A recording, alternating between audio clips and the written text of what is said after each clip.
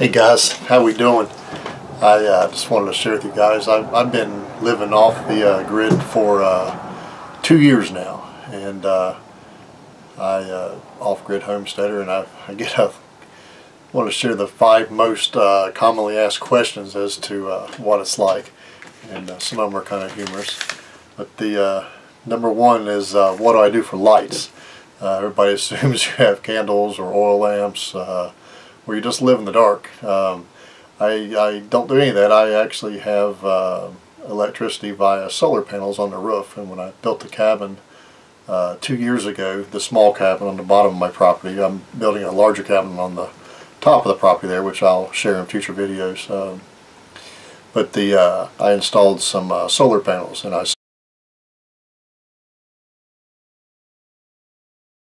started with just a basic small kit, just a really cheap kit. I wanted to see how well it would work, and I knew I couldn't afford to have enough panels and batteries off the bat to go with a full-blown 110 volt everything. So what I did at the time was, and it works wonderful, was all my lights are 12 volt lights, and that way I don't need a power inverter to make the lighting work. I actually have 2 power inverters, one very large one and one small one, and I almost never turn either one of them on. I just really don't need them that much. I've kind of geared myself to where I don't really need a whole lot of electricity for 110 volts. So if I can make it work on 12 volts, I will. My modem I use to connect to the internet, and my router I have just basically cut the wall plugs off of, and they run on 12 volts just fine. And I say all the lights are 12 volts. And what I originally did, if I wanted to use a light, I would go and purchase these adapters, and these adapters are great. They screw into an Edison bulb, same as a normal light bulb, and they've got a couple holes in the back there, and it lets you put a 12 volt landscape light bulb into it. And these are actually really bright. And I order these things online. You get them I get them in a 10-pack, and they come from several different manufacturers. They all seem to work pretty close the same, but read the reviews if you're going to do it. But they work on 12 volts, and you could screw those adapters into any light fixture. But instead of paying a lot of money for these adapters, because these are kind of pricey, I went online and I ordered a bag of 50, and these are the landscape light MR16 bases. And now what I do is I just take the original light socket out of the lamp, and I replace it with one of these guys and hot glue it into place, and then I can just stick my regular regular for me 12 volt landscape light bulbs in there, because I really will not be going back to 110 volts, so it only makes sense to convert the lamps over to 12 volts. So that's what I do for lights. And another one, how do I preserve my food since I don't have 110 volt electricity? Well, I can a lot. Every time I make something, I'm usually making in pretty large quantities over the winter. I actually use a 60 quart cook pot. My smaller cook pot's like 32 quarts. So when I cook a large amount, and then I can it, and then in the summertime when it's too hot to be cooking inside, I will actually just pop out a can. I can heat it up real quick, and I'm good to go. Let's see. This one is a kind of funny one. I get asked a lot, and some people tend to get upset about the answer, but they want to know, do I have an outhouse? And the answer is no, I do not have an outhouse. I actually have a septic tank that sits underneath my cabin. And when I bought this property years ago, there wasn't a structure on it, but there had been, I'm assuming, an old house trailer at some point. So there was a septic tank already installed, and I've just tapped into it. I have a normal regular toilet, and it goes right to the septic tank.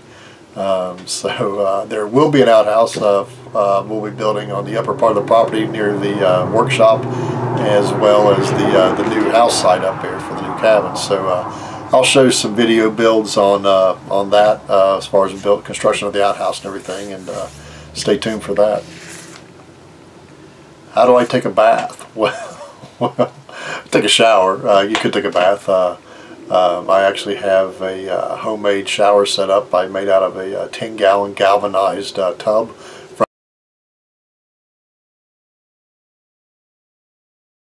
from the local feed store, and I just simply drilled a hole in it, put an O-ring on it, and tapped in a PVC shower head, and it works fantastic. You heat the water up on top of the wood stove and pour it in. Takes a little bit longer to get the shower ready as opposed to just turning on the faucet, but I'm not spending any utilities on it, so and the stove is normally lit up a lot of times anyway.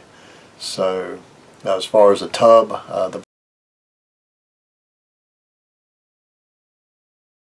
bathtub itself is another galvanized stock tank from the feed store, so it's really pretty inexpensive setup there. And how do I cook? Well, I cook several different ways. When the weather's nice outside, I just will cook over an open fire a lot of times.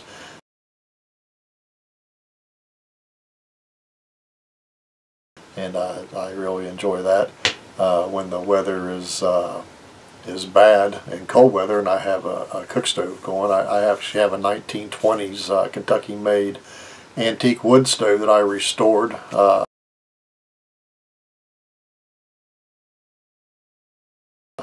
And I use that a lot. As a matter of fact, that was my sole way of cooking up until earlier this winter, and I had that in the cabin.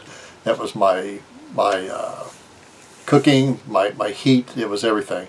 But what I found was it's got a really small burn box. Since it's a cook stove, it only keep a fire for about 2 hours. So after my first winter out here, having to get up every 2 hours in bitter cold weather and keep feeding the stove, or if it went out then you were just freezing, had to relight the stove, I opted to replace that inside with a potbelly stove, which will burn coal or wood.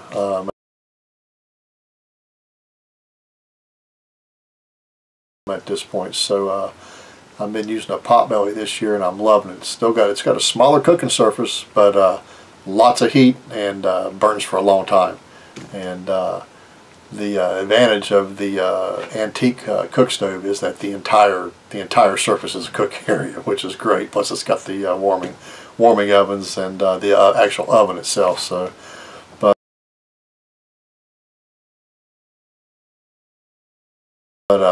that will go into the new house on the indoor kitchen, and I will be putting another stove. Be looking for another wood-fired stove to go in the outdoor kitchen.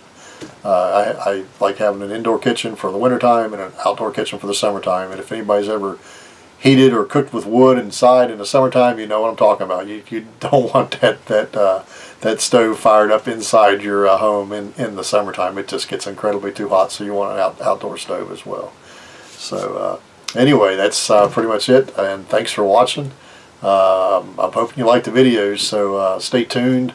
There's going to be a lot of videos coming, but when the weather breaks, there'll be video in the upper the large cabin, the log cabin build. That'll be on video.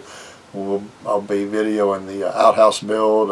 We'll be building a smokehouse, so I'll have a way to salt, cure, and smoke meat. And we're building a smokehouse from scratch, as well as finishing up some goat pens and pig pens and getting those animals moved to those areas. Making the chicken area more secure from predators, and just a lot of stuff going on. So stay tuned, and if you like the videos, give me a thumbs up, and please subscribe. If you guys have any questions I didn't answer, man, feel free to go ahead and put them in the comments down there, and I'll answer them as best I can. So thanks a lot. Thanks for watching. God bless you, and have a great day.